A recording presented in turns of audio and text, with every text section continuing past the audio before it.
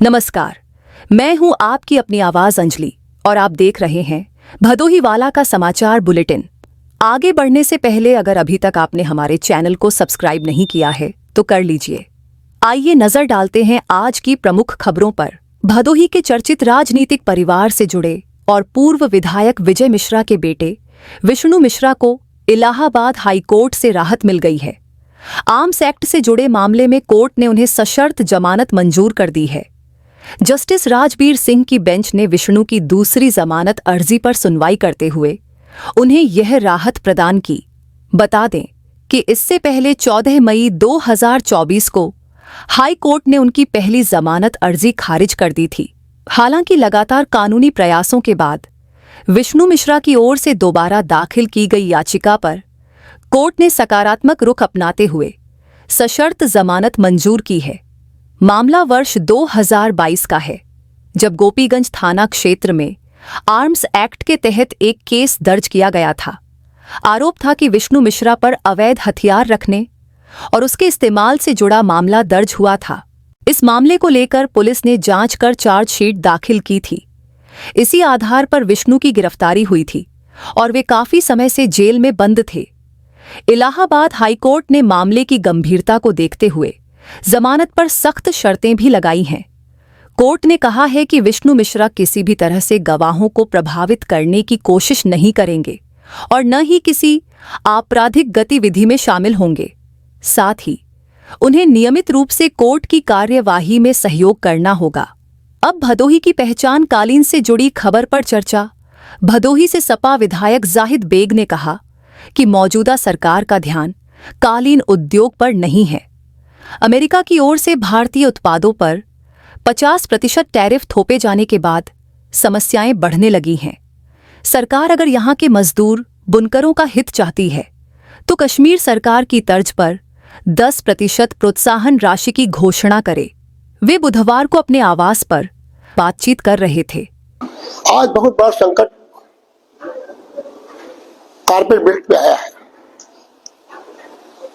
आज जिस तरह टैरिफ लगाकर उद्योग संकट में हमारा है, और प्रोजेक्ट जो है प्रदेश के देश के, वो हिंदुस्तान में भी और प्रदेशों में विस्फोट होता है। लेकिन भदोही का कारपेट 98% 99% एक्सपोर्ट होता है, 60% अमेरिका जाता है। ऐसे में मैं सिर्फ प्रदेश अभी केंद्र सरकार की बात नहीं करना चाहता हूँ, सिर्फ प्रदेश सरकार से मांग करना चाहता हूँ। 2047 वन जिला वन प्रोजेक्ट की बात करने वाली प्रदेश सरकार माननीय योगी जी से 4 बार भदोही आ चुके हैं, उनसे कहना भी चाहता हूँ कि एक छोटा सा कश्मीर प्रदेश है जहां पर स्पोर्ट पर 10% प्रोत्साहन राशि मिलती है। तो मैं माननीय मुख्यमंत्री जी से कहना चाहता हूं, इस तरह कश्मीर में कारपेट स्पोर्ट पे 10% प्रोत्साहन राशि मिलती है। मैं चाहूंगा कि आप अगर जहां से भी प्रदेश सरकार के या कुटीर उद्योग को बताना चाहते हैं, बेरोजगारी बचाना चाहते हैं, कारपेट बेल्ट से बहुत बड़ा रोजगार जुटा हुआ है, कुटीर जुड़ा हुआ है, लाखों लोग जुड़े हुए हैं। तो आपसे कहना चाहते हैं कि 10% प्रोत्साहन राशि कश्मीर के तर्ज पे आप भी इस संकट की घड़ी में, जहां बुनकर निर्यातक व्यापारी सब कारपेट जुड़े हुए हैं, देने काम करें। अब अगली खबर की ओर चलते हैं। जिला प्रशासन सरकारी जमीन पर कब्जे को लेकर सख्त हो गया है।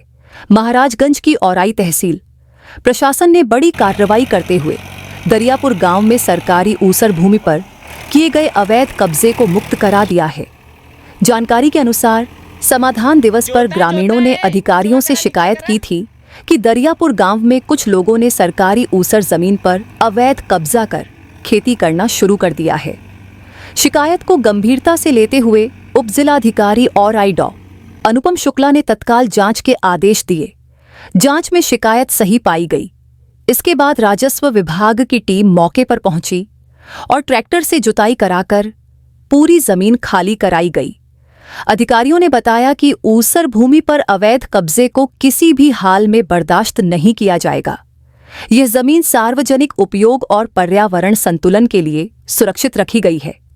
इस कार्रवाई के दौरान हल्का लेखपाल, राजस्व निरीक्षक सहित पुलिस बल भी मौजूद रहा। अधिकारियों ने कब्जाधारियों को कड़ी चेतावनी देते हुए कहा कि यदि भविष्य में दोबारा कब्जा करने की कोशिश की गई तो सख्त कार्रवाई की जाएगी। अगली खबर विकास कार्यों से जुड़ी हुई है।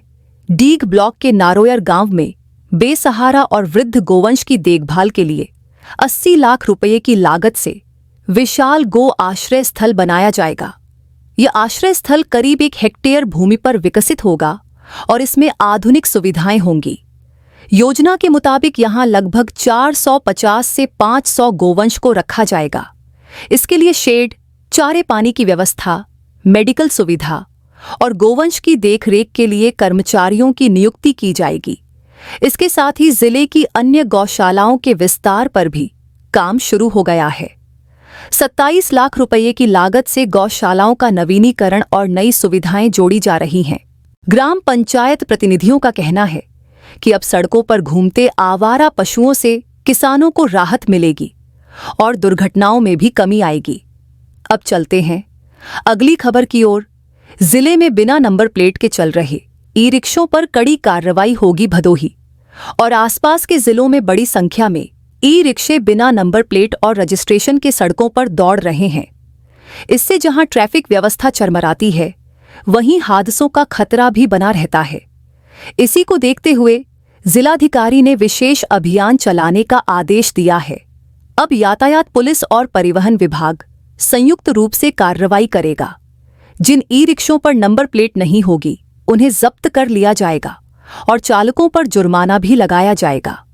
अधिकारियों का कहना है कि नियमों के बिना चल रहे ये वाहन न केवल सड़कों पर खतरा है, बल्कि सरकारी राजस्व की भी हानि कर रहे हैं। यातायात विशेषज्ञों का मानना है कि अगर इस पर सख्ती से अमल हुआ तो शहर की ट्रैफिक व्यवस्था काफी हद तक सुधरेगी। विकास से जुड़ी एक और खबर पर नजर। भदोही नगर स्थित स्टेशन रोड पर बने निर्यात भवन में अब नई सुविधाएं जुड़ने जा रही हैं। लंबे समय से यहां के व्यापारी और आने जाने वाले लोग शौचालय और ड्रेनेज की कमी से परेशान थे। नगर पालिका ने इस समस्या को देखते हुए 25 लाख रुपए की लागत से नए शौचालय और ड्रेनेज सिस्टम बनाने का प्रस्ताव पारित कर दिया है। निर्माण कार्य जल्द ही शुरू किया जाएगा।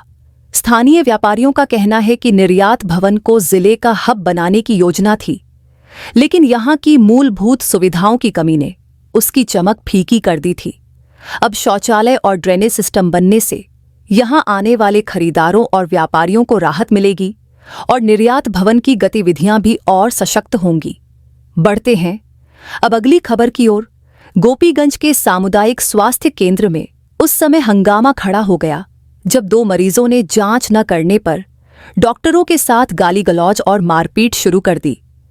घटना बुधवार सुबह की है, जब ओपीडी में भीड़ लगी हुई थी। आरोप है कि दोनों मरीजों ने जब डॉक्टर से जांच करने की बात कही तो डॉक्टर ने उन्हें तकनीकी कारणों से इंतजार करने को कहा। इस पर मरीज और उनके परिजन भड़क गए और हंगामा शुरू कर दिया। देखते ही देखते गाली गलौज और हाथापाई की नौबत आ गई। करीब 1 घंटे तक ओपीडी का कामकाज ठप रहा। सूचना मिलते ही पुलिस मौके पर पहुंची और हालात को संभाला। डॉक्टरों ने मांग की है कि उन्हें सुरक्षा मुहैया कराई जाए। उनका कहना है कि लगातार ऐसी घटनाएं होती हैं जिससे उनका मनोबल गिरता है और मरीजों की सेवा करना मुश्किल हो जाता है। अब अपराध जगत से जुड़ी एक बड़ी खबर पर नजर। ज्ञानपुर कोतवाली पुलिस और एसओजी टीम को बड़ी सफलता मिली है। पुलिस ने 25,000 रुपये के इनामी बदमाश प्रमोद यादव को महाराष्ट्र से गिरफ्तार कर लिया है। प्रमोद यादव पर आरोप है कि वह अपने गिरोह के साथ मिलकर चोरी और लूट की कई वारदातों को अंजाम देता था। वह पिछले 2 साल से फरार चल रहा था और पुलिस की पकड़ से बचता रहा। पुलिस ने उसके खिलाफ गैंगस्टर एक्ट में मामला दर्ज किया था। जानकारी के मुताबिक प्रमोद यादव वर्ष 2023 से लगातार सक्रिय था और उसने कई दुकानों और घरों में सेंधमारी की घटनाएं की थीं। एसपी ने बताया कि उसकी गिरफ्तारी पुलिस के लिए बड़ी सफलता है। आज के लिए इतना ही, कल फिर मिलेंगे। तब के लिए नमस्कार।